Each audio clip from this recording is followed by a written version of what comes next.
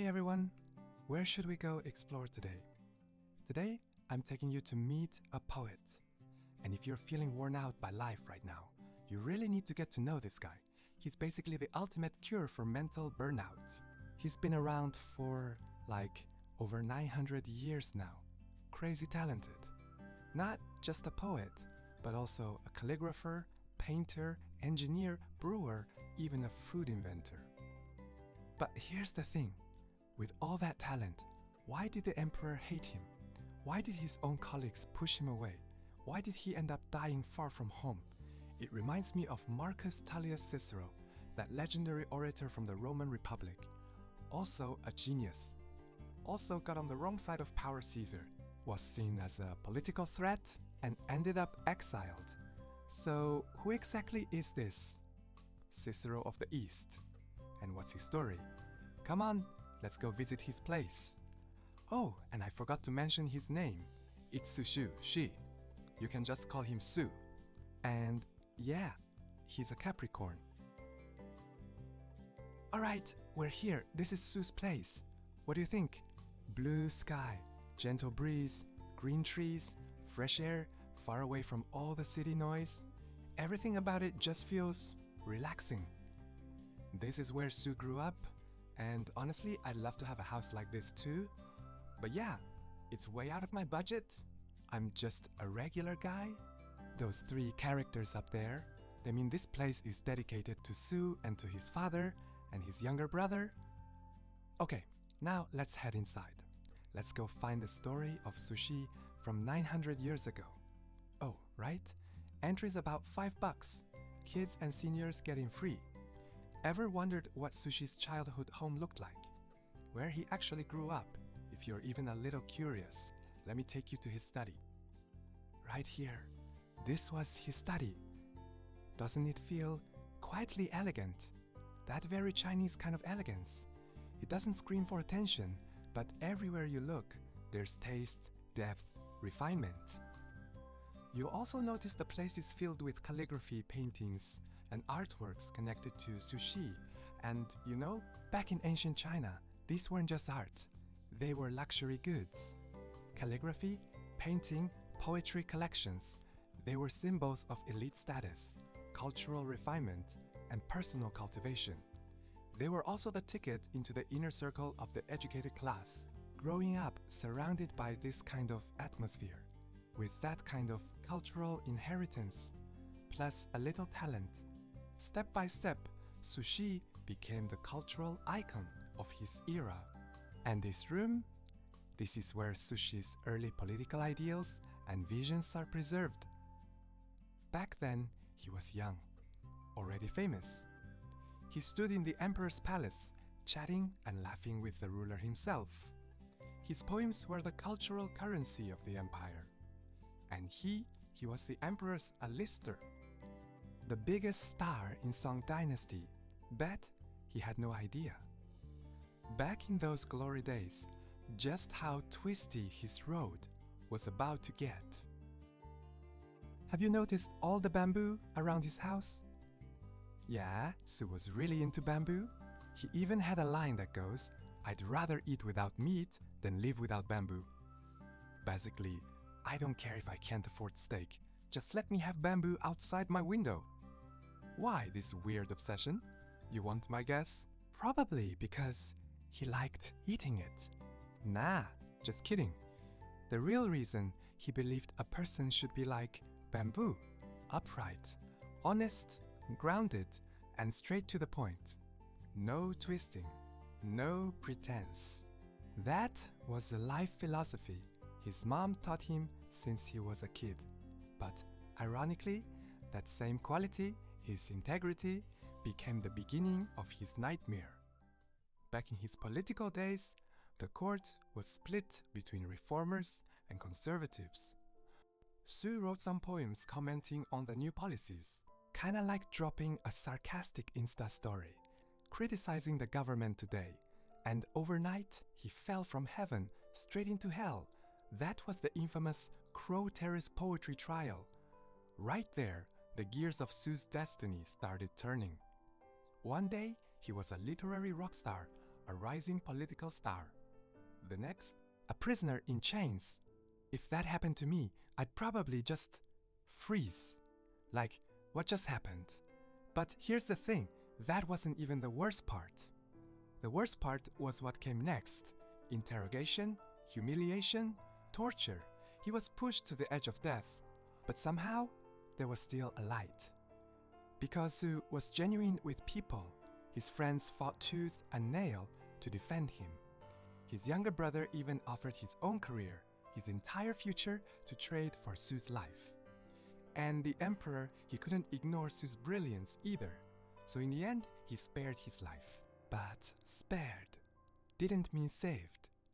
He was exiled to Huangzhou, a forgotten town, far, far away from the empire's power. In the gardens, you'll see these ponds everywhere, and the ponds are full of fish. But no, these aren't for eating. They're ornamental fish. We call them koi. They symbolize good fortune and luck. If you had a choice, would you want to be a koi? Born to be loved, and more importantly, free. For a fish, maybe freedom comes easy, but for a human, sometimes you have to let go of something heavy. Fame, obsession. The identity you used to wear like armor. Only then does freedom quietly arrive. That's exactly where Su Shi was. Exiled to Huangzhou, far from the empire, far from everything he once knew, and there he died. Well, not literally, but the old Su Shi, the one obsessed with power, with recognition, with proving himself, that version of him died. He shed that heavy shell. And he was free. So who was this rebooted Su Shi? I describe him in one word: optimistic. His salary in Huangzhou was tiny, so he grew his own vegetables on the slope behind his house. He craved meat but couldn't afford it. He bought cheap pork belly, the fatty bits no one else wanted. And somehow, that scrap meat became a dish that would be remembered for 1,000 years. Dongpo Pork. Honestly, I don't think I could pull that off. If I were him, I'd probably be a mess, drinking every night, drowning in regret, too bitter to cook, too tired to even eat. But Su Shi showed us something else. What is done is done. Accept it. But what you can still change. Make it beautiful. Stay optimistic. Find the surprises life hides in plain sight. Create something good. Take care of your own days. And never ever stop loving this life. You know, Su Shi also had a special connection with a fruit, lychee. So earlier we talked about his exile to Huangzhou. He wrote poems about how he faced hardship with optimism. And when his political enemies read those poems, they were shocked. Like, what? This guy is actually thriving. Oh no, we need to turn up the heat. So they exiled him again. This time to Huzhou, even farther from the empire center, even harsher, hot, humid, full of strange insects and miasma. Honestly, it sounds like the Siberia of ancient China, but you would not believe how strong this man's spirit was. In Huizhou, he wrote a now famous line: "If I could eat 300 lychees a day, I'd gladly stay in Lingnan forever." Basically, wait, hold on! This godforsaken place actually has this! Worth it! See, no matter how hard life got, Su Shi always found the light. Actually, here at Su's house, there's a massive old lychee tree root. This tree was planted by Su Shi and his friends. Right before he left his hometown for the capital, they planted it together as a promise. When the lychees ripen, we'll meet again. But that departure, it became a permanent goodbye. The tree, though, it stayed, quietly waiting for Su Shi to come back home. It waited for 900 years. It only fell in the last 3 decades. And now, this root, this silent witness to 1,000 years of longing, is preserved here, right in front of us. You know, Even though Su Shi's political career was a total mess, that didn't stop him from being genuinely well-liked in life. This room right here, it's filled with poems and paintings left behind by generations of visitors, scholars, artists, strangers who traveled far just to pay tribute to a man they never met, but somehow considered a spiritual friend. Kinda makes you think people still gravitate toward those who are real, upright, and optimistic. Su was that guy. Alright, so we've talked a lot about Su Shi's story, but have you ever wondered what he actually looked like? Okay, here we go. 4 statues, one is Su Shi, one is his younger brother, one is his father, one is his ancestor. 3 seconds guess. Okay, locked in your answer. Now follow me, I'll show you who's who. So, these flowers here, people left them just to honor him. See this figure in red, that's Su Shi's father. And this one right here, this is Su Shi himself. Honestly, doesn't really look like a scholar official. Kinda gives off more of a warrior vibe, don't you think? This one's his younger brother, and this last one, that's his ancestor, the chief of the Senate in the Tang Empire. So, does he have that Senate chairman energy, or what? In the gardens, you also sometimes see people painting, and it reminds me of something. Maybe it's what they call the law of attraction, that kindred spirits across time and space somehow resonate on some unseen frequency. Em có bị phê hạt, nhưng mà khỏi đã khóa. Bây giờ đi khóa mang vốt.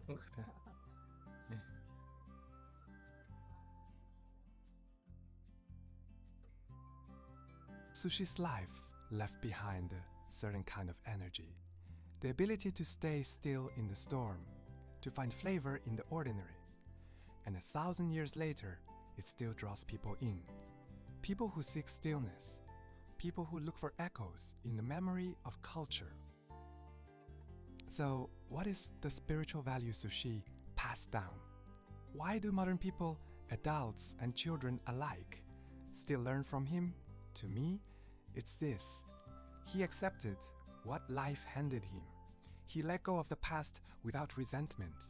He never stopped loving life. He actively created joy, cultivated his own days, and found ways to thrive.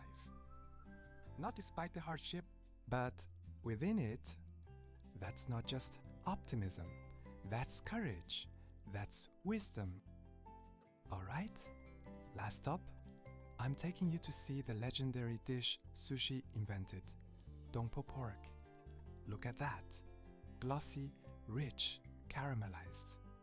The sauce clings to every piece. It looks spicy, but it's not spicy at all. Actually, there's a faint sweetness, a little tang. Can I say this tastes exactly like what Su Shi braised 900 years ago? No, but that tender, melt-in-your-mouth richness. Fatty, but not greasy. Somehow, it hits different. And that's it for today's episode. Catch you next time. You know, there are so many little things in Su Shi's home, each with its own story. This tree grew up with Su Shi, a living witness to over 900 years of history. And this well, Su Shi drank from this as a kid. They say if you drink the water here, you'll become as smart as him. Yeah, just kidding. There's also something here that reminds me a lot of the Pont des Arts in Paris. You know, the Love Lock Bridge. Except here, the railings aren't covered in locks. They're covered in wooden plaques. People come and write down what's in their hearts, longing for someone far away, hopes for the future, even promises made to themselves. They leave these little wooden pieces behind, like a letter to their future self. Guess what I wrote?